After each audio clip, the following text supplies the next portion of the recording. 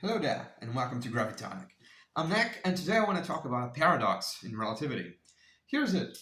Starting with a capacitor, it is at rest and it has some energy stored in it, some energy E.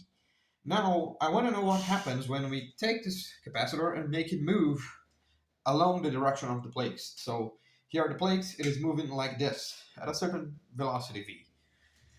And what exactly is the transformation of the energy in the capacitor? If you do the first naive calculation, what you have is, well, energy transforms as energy, so the energy in the moving frame is now E prime equals gamma E, where gamma is the Lorentz factor, 1 over square root of 1 minus V squared over C squared. Blah, blah, blah.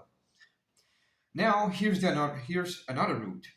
Instead of doing the transformation directly with an energy, think about how the energy is calculated. So you have an energy density in here that is given by E squared over a factor of 8 pi, depending on which unit system you're using. Anyway, it is proportional to E squared. And you have the plate in here.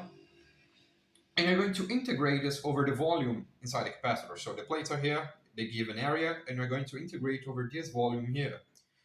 However, now that you're moving, when you do the transformations of the field, it is going to, the capacitor shrinks down due to Lorentz contraction, and the field in here stays with the same value, I promise you that, and the field elsewhere is still vanishing, I promise you that.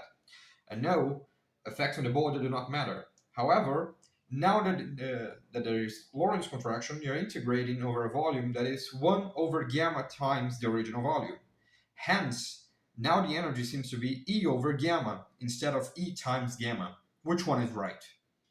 The answer, stop now if you want to think about it, is that you forgot to consider some matter inside there. So when you consider a capacitor like this, you can't just think about the energy of the electromagnetic field in here.